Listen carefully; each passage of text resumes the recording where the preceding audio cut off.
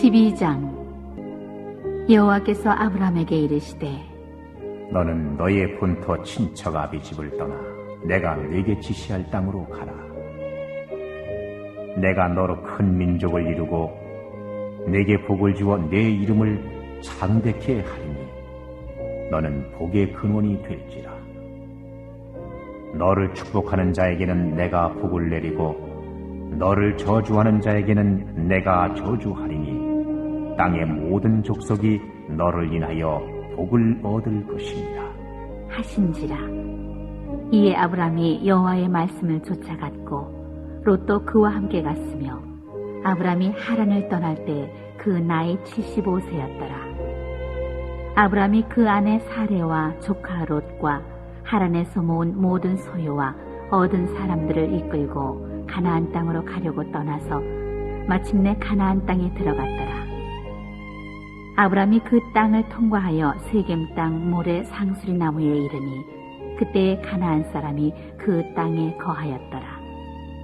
여호와께서 아브라함에게 나타나 가라사대 내가 이 땅을 네 자손에게 주리라 하신지라. 그가 자기에게 나타나신 여호와를 위하여 그곳에 단을 쌓고 거기서 베델 동편 산으로 옮겨 장막을 치니 선은 베델이요 동은 아이라. 그가 그곳에서 여호와를 위하여 단을 쌓고 여호와의 이름을 부르더니 점점 남방으로 옮겨갔더라. 그 땅에 기근이 있으므로 아브라함이 애굽에 우거하려 하여 그리로 내려갔으니 이는 그 땅에 기근이 심하였음이라. 그가 애굽에 가까이 이를 때에 그 아내 사레더러 말하되 나알기에 그대는 아리따운 여인이라. 애굽 사람이 그대를 볼 때 이르기를 이는 그의 아내라 하고 나는 죽이고 그대는 살리리니 원컨대 그대는 나의 누이라 하라. 그리하면 내가 그대로 인하여 안전하고 내 목숨이 그대로 인하여 보존하겠노라 하니라. 아브라함이 애굽에 이르렀을 때에 애굽 사람들이 그 여인의 심히 아리따움을 보았고 바로의 대신들도 그를 보고 바로 앞에 칭찬하므로 그 여인을 바로의 궁으로 취하여 들은지라. 이에 바로가 그를 인하여 아브라함을 후대함으로 아브라함이 양과 소와 노비와 암수 나귀와 약대를 얻었더라. 여호와께서 아브라함의 아내 사레의 연고로 바로와 그 집에 큰 재앙을 내리신지라. 바로가 아브라함을 불러서 이르되 네가 어찌하여 나를 이렇게 대접하였느냐? 네가 어찌하여 그를 네 아내라고 내게 고하지 아니하였느냐? 네가 어찌 그를 노이라 하여 나로 그를 취하여 아내를 삼게 하였느냐? 네 아내가 여기 있으니 이제 데려가라 하고 바로가 사람들에게 그의 일을 명하매 그들이 그 아내와 그 모든 소유를 보내었더라. 명절 잘 보내셨습니까? 네. 하여튼 명절의 풍속도가 여러모로 달라지고 있는데 그럼에도 불구하고 여전히 변하지 않는 게 있습니다. 변하지 않는 것. 종교를 초월하고 또 지방을 초월하고 모든 걸 초월해서 명절 때마다 변하지 않는 게 있는데 그건 바로 여러분이 가장 많이 내뱉고 가장 많이 들었던 말일 것입니다. 이번 명절에 가장 많이 내뱉고 들은 말이 뭐죠? 새해 복 많이 받으세요. 새해 복 많이 받으세요는 변하지가 않아요. 가는 곳마다 만나는 사람들마다 누구든지 새해 복 많이 받으세요 라고 인사를 합니다. 여러분도 많이 하셨죠? 그런데 오늘 본문에 의하면 그 인사는 달라져야 합니다. 명절 지난 첫 주일이기 때문에 여러분에게도 역시 복에 관한 도전을 하고 싶습니다. 새해 복 많이 받으세요라는 인사는 성경에 의하면 이렇게 바뀌어야 합니다. 새해 복이 되세요. 사람들은 하나같이 복을 받으려고 합니다. 그러나 성경은 정확하게 하나님의 말씀을 통하여서 우리에게 얘기해 줍니다. 너는 복이 될지라. 저는 오늘 이 예배를 통하여 이 자리에 함께한 예수 믿는 모든 자들이 새해에 복을 받는 자가 아니라 새해에는 복이 되는 자가 되었으면 좋겠습니다. 오늘 본문의 주인공은 여러분이 잘 아시는 아브라함입니다. 아브라함은 75세 명절이 특별했을 것입니다. 여러분 집안에도 75세쯤 되시면 최고 어른 아닙니까? 이전에 살아온 삶들이 많아서 우리 젊은이들에게는 그냥 명절 때 잠시 인사하고 사라지는 그냥 어른에 불과할 수 있습니다. 아브라함도 75년을 살았으니 꽤 많이 산 것 아닙니까? 그런데 놀랍게도 오늘 이 본문을 통하여 아브라함의 75세는 그가 복이 되기 시작하는 해로 기록되고 있습니다. 저와 여러분도 2016년 이 명절부터 시작해서 복이 되는 나이로 바뀌기를 원합니다.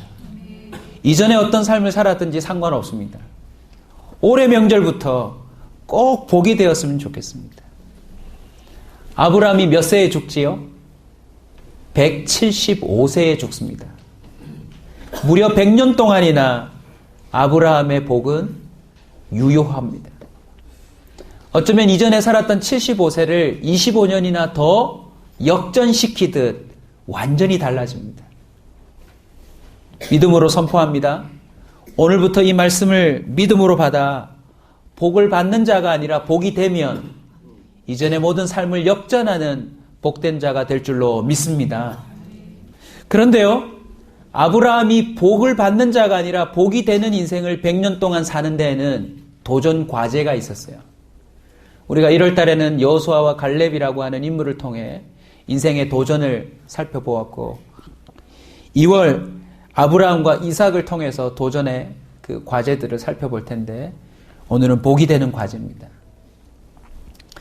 아브라함이 직면했던 첫 번째 도전이 뭔지 아세요? 복이 되기 위해서 자신을 찾아온 하나님을 믿을 것인가에 대한 도전이에요. 여러분들 인구조사를 해보고 신앙의 조사를 해보면 모태신앙도 있고 또 10대 때 믿으신 분도 있고 20대에 믿으신 분도 있고 30대에 믿으신 분도 있고 얼마 되지 않아 믿어서 벌써 60년 이상을 하나님을 모르고 살아오신 분도 있을 것입니다. 언제 믿은 것이 중요한 것이 아니라 오늘 아브라함이 직면하고 있는 도전을 우리 모두가 함께 생각해 봐야 합니다. 하나님의 이름을 듣게 되었고 알게 되었는데 나는 과연 그분을 믿을 것인가 안 믿을 것인가. 살아온 인생 동안 하나님이 아브라함에게 얼마만큼 족촉했는지는 모르지만 성경의 내용을 토대로 치면 75세 때부터 아브라함은 하나님을 따라 나섭니다. 그리고 이후의 본문을 보면 우리가 생각하는 것처럼 아브라함은 그리 믿음이 좋은 사람이 아니었다는 것을 우리는 쉽게 알 수 있습니다. 여러분, 복 받기를 원하십니까? 복이 되기를 원하십니까? 복이 되기를 원합니다. 저와 여러분이 복이 되고자 한다면 하나님을 믿을 것인지 도전하셔야 합니다. 아브라함은 노아의 10대 손입니다. 그럼에도 불구하고 그의 삶의 정황을 보면 그는 하나님을 모른 자로 살았습니다. 그리고 탈무드, 성경에 나오진 않지만 탈무드의 기록들을 보면 아브라함의 아버지 데라는 우상을 깎아서 그것을 판매하는 사람으로 소개되고 있습니다. 그리고 아브라함의 고향으로 등장하는 갈대아 우르는 고고학이 발전하면서 우리가 알고 있는 수메르 국가라는 정보가 점점 밝혀지고 있습니다. 수메르는요, 유프라데스 강과 티그리스 강 소위 고대 문명의 발상지로부터 시작되는 인류의 가장 탁월한 문화였다고 소개되고 있는 국가입니다. 개인 농경 생활에서 집단 농경으로 발전하면서 우리가 알고 있는 갈대아 우르는요, 어느새 강력한 국가로 발전해 있었대요. 거기서 발견되는 무덤들을 보면 무덤에 황금색의 왕관을 쓰고 칼과 그 무기들을 장착한 채로 누워있는 유골들이 계속 발견된대요. 아브라함은 이미 가인의 성처럼 바벨탑처럼 상당히 발전된 그 문화와 또 그런 국가 속에서 살고 있었던 인물이라는 것입니다. 근데 생각해 보세요. 75세 때 어느 날 하나님이 실존적으로 다가왔어요. 비록 노아의 10대 손이지만 하나님이라고 하는 존재가 실존적으로 내게 다가와서 나에게 뭔가를 요구할 때 과연 얼마만큼 그것을 믿음으로 반응할 수 있을까요? 오늘날 우리가 들고 있는 성경책에다가 온갖 기독교적인 서적 이런 것들을 아브라함은 갖고 있지 않았을 것입니다. 그저 구존으로 내려오는 이야기로 들려오는 노아 할아버지 이야기 정도 알고 있을 테지요. 그런데 어느 날 하나님이 다가와서 명령합니다. 고향과 친척과 아버지 집을 떠나라. 그게 복이 되는 첫 번째 단추인데 과연 아브라함은 어떻게 그것을 믿음으로 반응할까요? 단순히 아브라함의 개인적인 명이라고 생각하지 말고 여러분에게 한번 적용해 보실래요? 오늘 예배 중에 설교가 끝나고 기도하는 시간을 한 5분 정도 가질 텐데 그 기도하는 중에 말로만 듣던 하나님이 내게 직접 말씀하시듯 뭔가 감동이 와서 집을 떠나라. 한국을 떠나라. 그리고 아프리카로 가라. 네가 안주하고 있던 모든 것들을 내려놓고 너를 복이 되게 할 테니까 네가 준비하던 모든 걸 내려놓고 떠나라 라고 한다면 가실 수 있으시겠어요, 여러분? 단순히 가까운 교회로 나가 예수를 믿으라가 아니라 너의 70년 이상 터를 다져온 삶의 터전을 훌쩍 내 말 하나만 믿고 떠나라고 할 때 그걸 반응할 수 있는 사람이 몇 명이나 될까 말입니다. 복을 받는 자가 아니라 복이 되려고 한다면 저와 여러분은 우리를 찾아오신 하나님을 믿어야 합니다.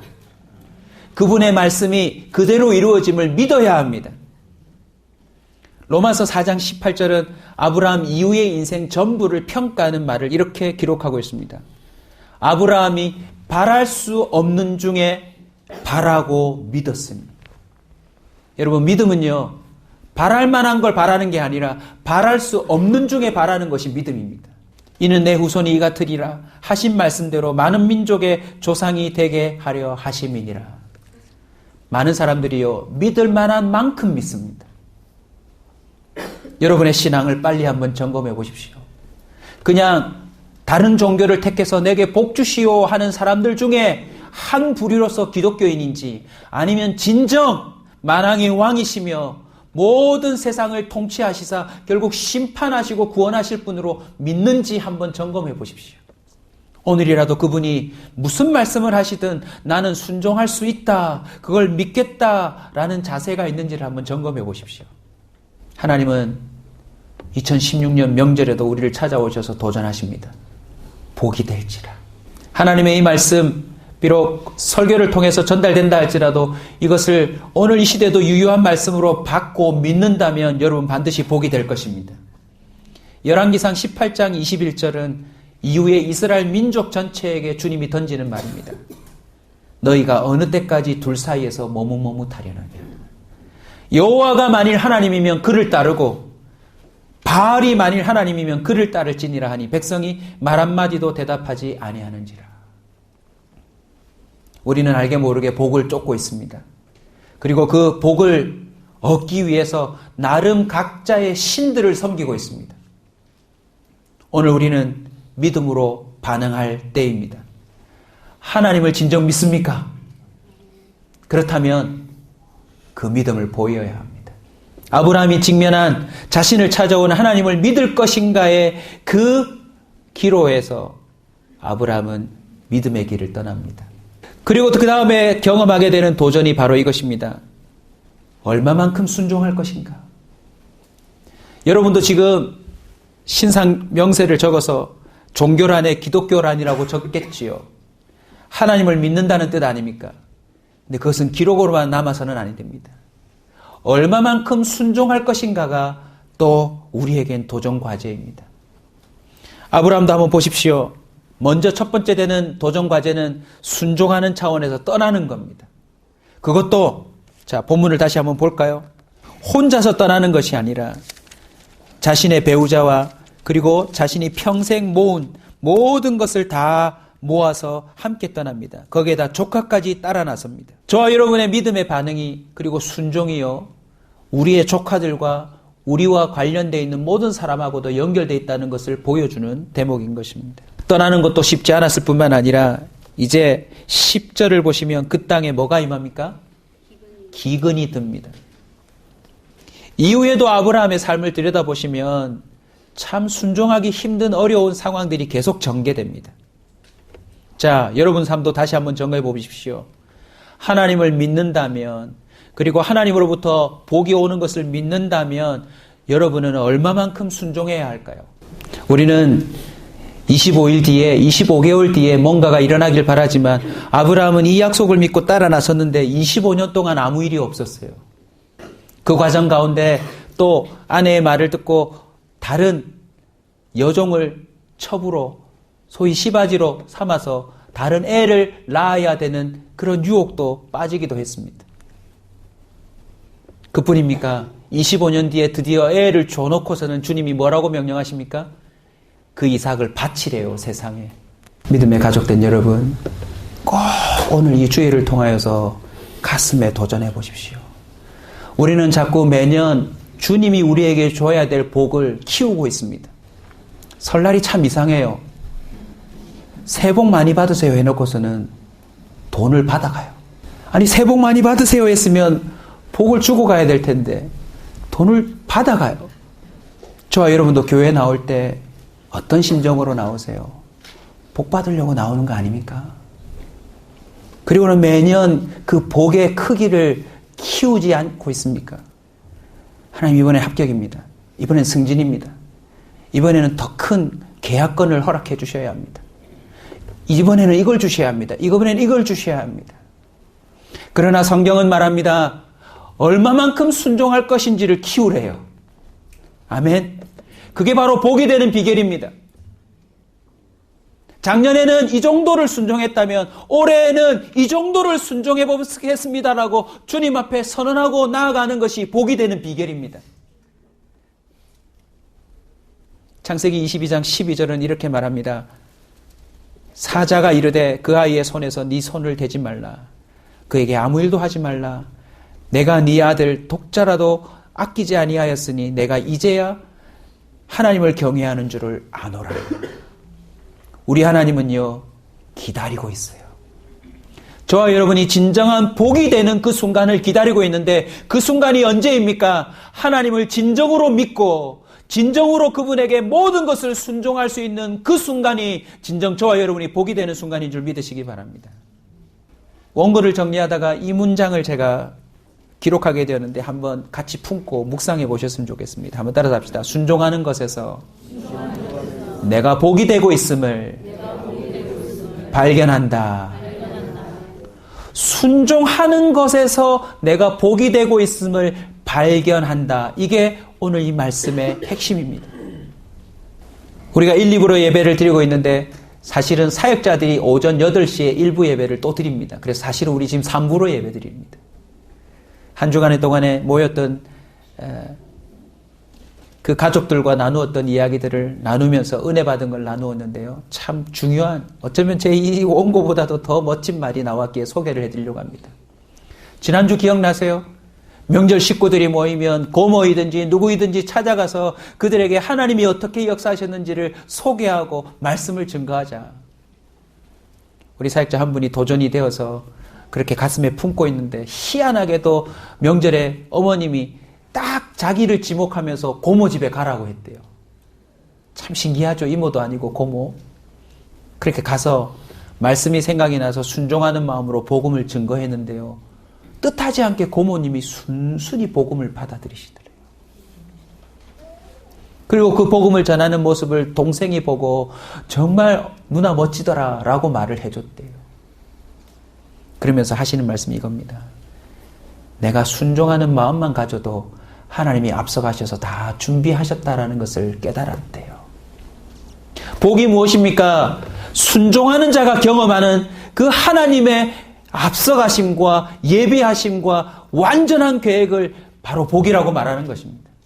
이미 성령께서 저와 여러분에게 감동을 주시리라고 믿는데 이게 바로 핵심입니다.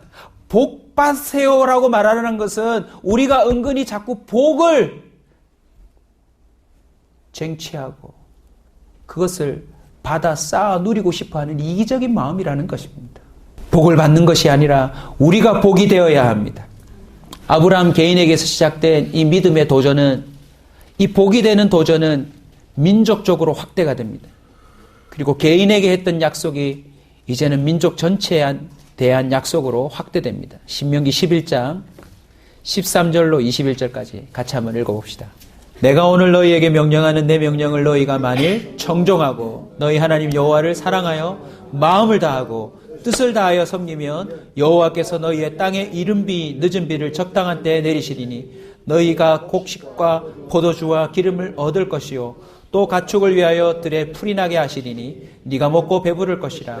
너희는 스스로 삼가하라. 두렵건대 마음에 미혹하여 돌이켜 다른 신들을 섬기며 그것에게 절함으로 여호와께서 너희에게 진노하사 하늘을 닫아 비를 내리지 아니하여 땅이 소산을 내지 않게 하심으로 너희가 여호와께서 주신 아름다운 땅에서 속히 멸망할까 하노라. 이러므로 너희는 나의 말을 너희의 마음과 뜻에 두고 또 그것을 너희의 손목에 메어 기호를 삼고 너희 미간에 붙여 표를 삼으며 또 그것을 너희 자녀에게 가르치며 집에 앉아 있을 때든지 길을 갈 때든지 누워 있을 때든지 일어날 때든지 이 말씀을 강론하고 또 내 집 문설주와 바깥문에 기록하라. 그리하면 여호와께서 너희 조상들에게 주리라고 맹세하신 땅에서 너희의 날과 너희 자녀의 날이 많아서 하늘이 땅을 덮는 날 같으리라. 아멘. 이 명령은 지금도 유효한 줄로 믿습니다. 여러분, 마음과 뜻과 힘과 정성을 다해 하나님을 한번 믿고 순종해 보십시오. 그게 바로 복이 되는 것입니다. 저도 이번 한 주간 동안 받았던 은혜를 나누면서 이 말씀과 연관해 여러분에게도 같이 도전하려고 합니다. 요즘 제가 자꾸 받는 말씀인데 그게 뭐냐면요. 내가 부응해야 한다입니다. 내가 부응해야 한다. 지금까지 저와 여러분의 심령 가운데 이런 마음이 새겨져 있을지 몰라요. 복음 받는 거다. 저 사람이 좀 잘 돼서 내한테 복이 됐으면 좋겠다. 하나님께서 저에게 개인적으로 도전해 주시는 말씀이 참 부끄럽게도 뭔지 아세요? 목회를 하면서도 우리 교회 성도들이 부응했으면 좋겠다 이러고 기도하고 있는 거예요. 근데 하나님이 저에게 주신 도전이 뭐냐면 교회란 목사가 부응해야 부응하는 것이다. 네가 부응하지 않으면 교회는 절대 부응이 없다라는 것을 깨닫게 해주시는 거 있죠. 바꿔 말할까요?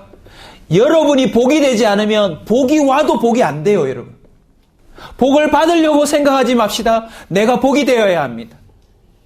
우리는 자꾸 내가 아닌 다른 쪽에서 복이 되고 부응이 되어서 나한테 그게 득이 되기를 원하는 이상한 마음을 품고 평생 살아가고 있더라고요.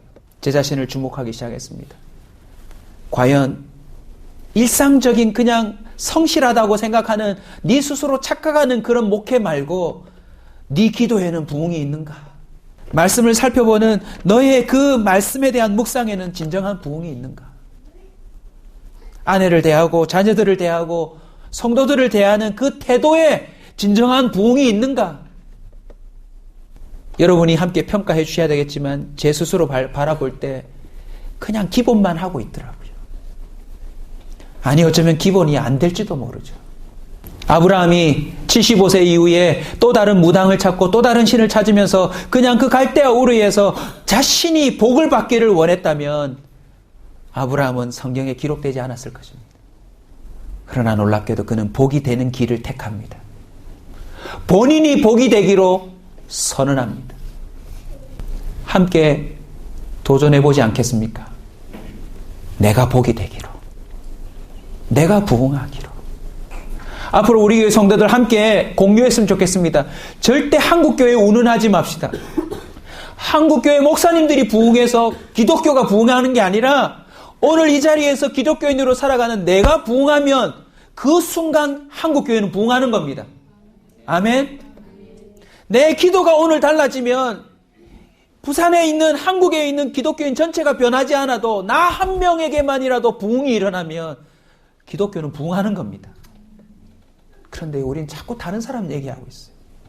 목사들이 저래서 저렇다고, 장로님들이 저 모양이라고, 권사님들이 어떻고, 집사님들이 어떻고, 어떻게 저런 대통령이 되었나? 우리나라는 지지리도 복이 없지. 그게 아니라 대통령을 함부로 욕하는 그 국민 때문에 이 나라는 복이 안 되는 것일지도 모릅니다. 대통령이 엉망이든 저는 적어도 그런 자부심은 있습니다.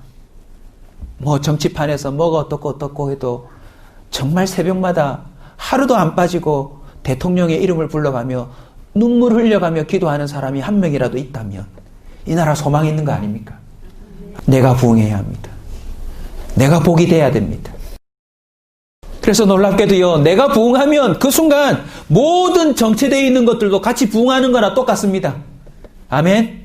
내가 복이 되면 복이 되지 않는 형편에서도 나로 말미암아 그 상황이 복이 되는 역사가 나타나는 줄 믿으시기 바랍니다.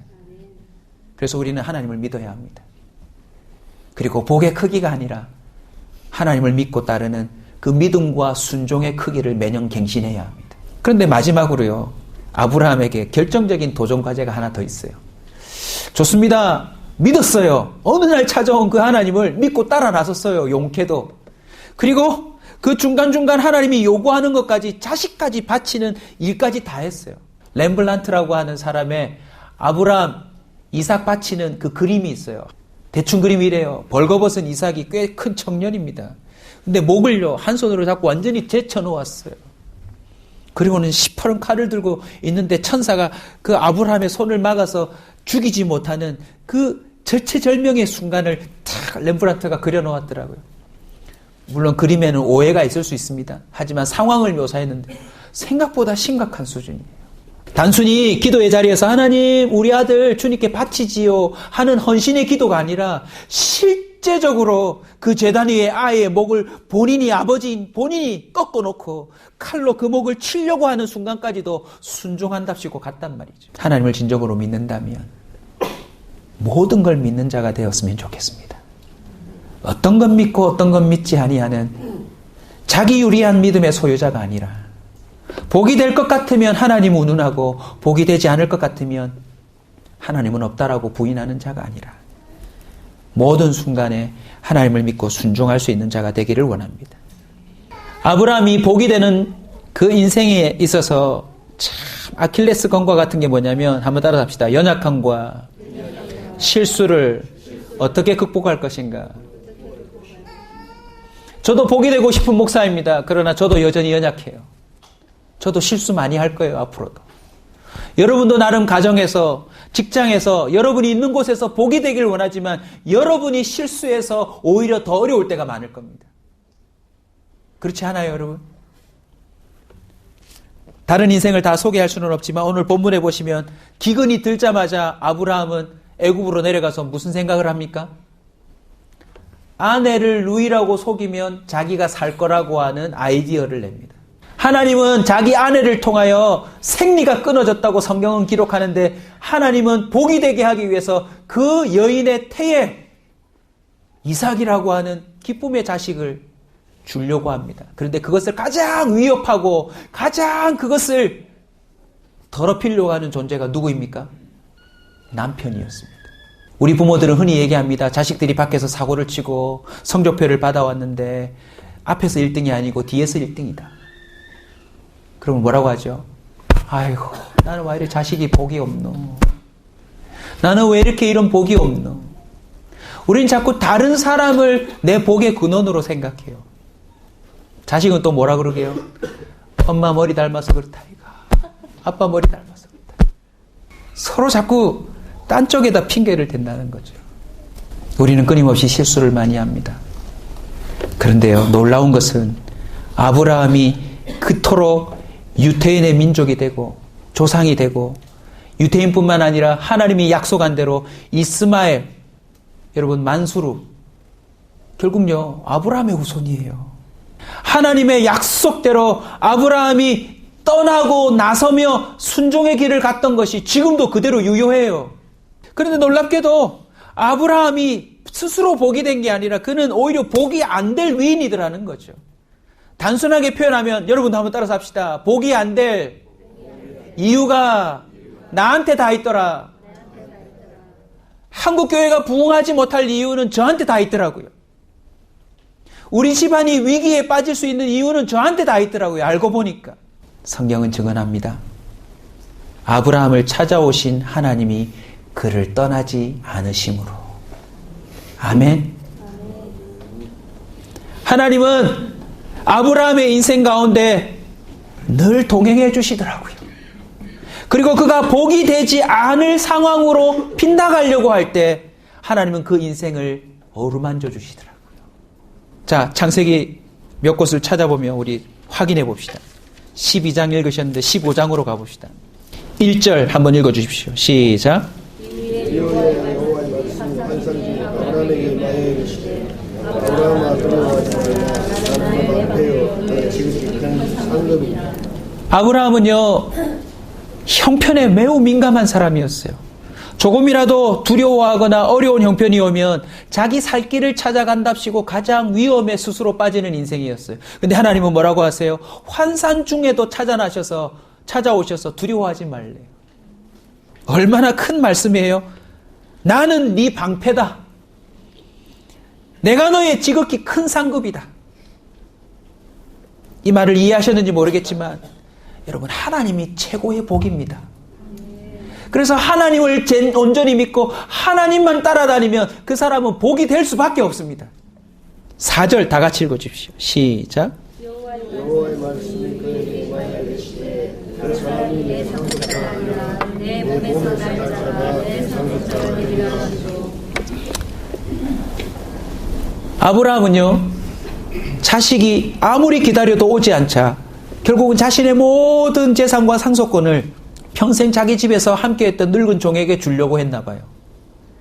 자기 생각에는 이게 마치 선한 생각이고 괜찮은 아이디어라고 생각했을지 모르지만 알고 보면 복을 발로 차는 거 아니에요. 그때 주님은 이렇게 말씀하십니다. 아니라 하나님은 또다시 아브라함의 인생이 복이 될 수 있도록 인생의 좌표를 수정해 주더라는 것입니다. 17장 19절로 갑시다. 19절 같이 읽겠습니다. 시작. 하나님이 이르시되 내 항상아가 내 아들 낳으리니 너는 그 이름을 이삭이라 내가 그와 내 언약을 세우리니 그 후손에게 영원한 언약이 되리라. 아멘. 하나님은 다시 한번 복이 될 것이라고 분명히 얘기해 주십니다. 21장 1절로 가십시다. 이름까지 가르쳐 주시죠. 이삭이라고. 이삭의 뜻은 무엇입니까? 웃음, 기쁨이란 뜻입니다. 자, 21장 1절 2절 다 같이 읽읍시다. 시작. 여호와께서 말씀하시기로 사라를 부르시고 여호와께서 말씀하시기로 사라를 부르셨고 사라가 이르시라고 하나님이 말씀하신 시기가 노년의 아브라함에게 아들을 낳으니. 아멘. 누구의 말을 들으면 자다가도 떡이 생긴다는 속담을 들어보셨습니까? 그 누구의 자리에 누가 있던가요? 하나님입니다. 왜냐하면 하나님은 복의 근원이시기 때문에 그렇습니다. 감사하게도 오늘 이 설교도 저는 그런 의미라고 봅니다. 복 받기를 원하지만 스스로 복과는 상관없는 삶을 살아가는 우리에게 다시 한번 2016년에 인생의 좌표를 수정해 주시는 겁니다. 네가 복을 위해 열심히 공부도 하고 네가 열심히 복을 위해서 뭔가 준비도 하고 노력하고 애써보지만 그거보다 하나님을 먼저 믿을지어다. 그리고 하나님을 믿는 그 믿음의 증거를 순종으로 보일지어다. 하나님을 믿고 순종하는 만큼 저와 여러분은 복을 받는 자가 아니라 복이 될 줄로 믿습니다. 그리고 복이 될 수밖에 없는 자에게 나타나는 증상이 있는데 바로 이 아브라함의 세 번째 도전입니다. 나는 복이 안 될 이유를 갖고 있는데 하나님은 그것을 수정해 주시더라는 것입니다. 또다시 하나님을 따라 나서게 하시고 또다시 하나님 앞에 순종하게 하시고 예전에는 상상도 못했던 기특하게 여겨지는 순종을 어느새 하고 있는 자로 나를 바꾸어 주더라는 것입니다. 복이 되는 일에 있어서 우리가 할 일은 하나밖에 없어요. 사실은 알고 보면. 전적으로 믿고 따라가는 것입니다. 여러분의 인생에 찾아오신 하나님을 정말 믿고 있습니까? 여러분 2016년 한 해 마음을 다해 한번 믿어보십시오. 힘을 다해 한번 믿어보십시오. 할 수 있는 순종을 다 찾아서 한번 해보십시오. 하나님은 반드시 그 인생을 복이 되게 해주실 줄로 믿습니다. 아브라함 개인에게 했던 이 말씀이 유태인을 통과합니다. 말씀을 준비하면서 재미난 걸 발견했는데요. 여러분 수메르라고 하는 아브라함이 머물렀을 그 갈대아 우르 땅을 고고하게 발전하면서 계속 발굴하면서 역사적인 증거가 보태지고 있는데 아브라함이 떠났을 시기가 그 수메르 국가가 퇴락의 길을 걷는 순간이었을 거래요. 물론 그들의 눈에게는 여전히 강대국으로 남았을지 모르지만 지금 보세요. 수메르든 아수르든 바벨론이든 페르시아든 세상의 모든 고대 국가는 사라지고 아브라함이 기초가 된 유태인은 지금도 남아있어요. 하물며 첩을 통해서 나왔던 그 씨 이스마엘이 지금도 오일머니를 통해서 아직도 버티고 있어요. 좀 더 확대하면 이방인들인 우리도 아브라함이 누린 믿음의 축복을 함께 누리고 있음을 보십시오. 아브라함의 복은 100년으로 끝나지 않았습니다. 1000년, 만년, 영원히 사라지지 않는 복의 근원이신 하나님의 말씀을 쫓은 삶이었기 때문에 그는 영원히 복이 되는 삶이 되었다는 것을 우리는 놓치지 말아야 합니다. 그 고백은 신약에도 유효한데 고린도전서 15장 10절을 읽고 우리 함께 기도에 들어갑시다. 같이 읽겠습니다. 그러나 내가 나에 된 것은 하나님의 은혜로 된 것이니 내게 주신 그의 은혜가 헛되지 아니하여 내가 모든 사도보다 더 많이 수고하였으나 내가 한 것이 아니요 오직 나와 함께 하신 하나님의 은혜로다. 아멘. 내가 나 된 것은 하나님의 은혜로 된 것이다. 바울은 하나님을 따라 나서는 자가 아니라 하나님을 핍박하는 자였습니다. 그러나 반대로 가는 그 길에서 하나님은 그를 유턴시킵니다. 그리고 다른 사람들이 말리는 그 로마로 죽으러 가는 그 길을 바울은 택하고 가는데 남들보다 더 많이 수고한대요. 근데 분명히 얘기합니다. 그 수고함이 내가 하는 것이 아니요 하나님이 하게 하신 것이며 그게 곧 유럽의 모든 국가의 복이 되었던 것입니다. 2016년 아브라함의 75세 인생 새롭게 전환된 것처럼 저와 여러분이 복받는 인생이 아니라 복이 되는 인생으로, 부흥을 기대하는 인생이 아니라 부흥하는 인생으로 바뀌어지는 복된 해가 되시길 주의 이름으로 축원합니다.